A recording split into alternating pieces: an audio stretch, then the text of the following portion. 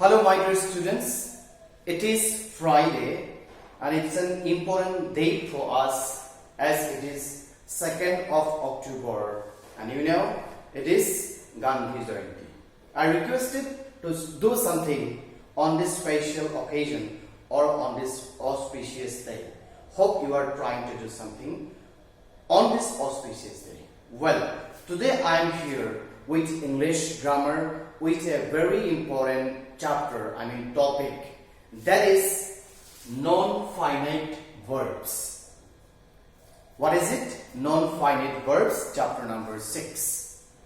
Very often or frequently the students get confused between finite verbs and non-finite verbs. Okay, let's move on to the first point, the definition of finite verbs and non-finite verbs. Here I am showing some examples for finite verbs. First one, Rita will sing a song. We know this is simple future tense. Second one, Ram plays cricket. We know this is simple present. That means the first two sentences tell us about the tense or the time. So they are finite verbs. Now I may ask you a question from this first point, what are finite verbs?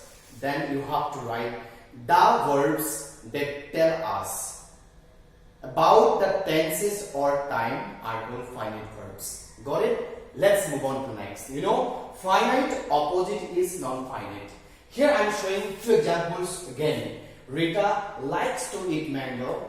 Rita loves watching movies and Medha enjoyed writing poems. You can observe properly here few verbs I have underlined.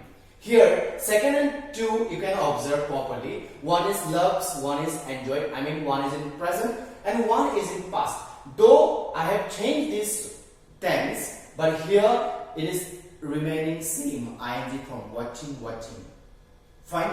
In this way, the verbs that do not tell us about tense or the time, they are non-finite verbs. Have you got the point? Okay. Please remember these two definitions, difference between finite and non-finite verbs, together the examples. Examples are very important. Okay. Let's move on to next point. Next point is forms of non-finite verbs. That is very much important. Hope you know there are two forms of non-finite verbs. They are infinitives and participle form. Now, my question to you, which are infinitives? When you write this way, to plus base verb like to eat, to play, to speak, to write. If you use this way the verb, that form is known as infinitives form. Have you got it? Okay. Then participle. Here participle is present participle, the ing form of verbs. The ing form of verbs are known as present participle form. And these two are called forms of non-finite verbs. Hope you have understood. Okay, let's move on to the next and the last point, that is gerund. Very much confusing point. Gerund. Some ing form verbs, sometime or in some sentences, we use as noun. For example, walking is good for health. Looking like this word walking, verb, but I have used here like a noun. So whenever we use the ing form verbs as noun, then it is called gerund. This is very much important.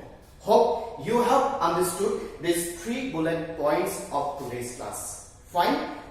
That's all for today. Thank you very much.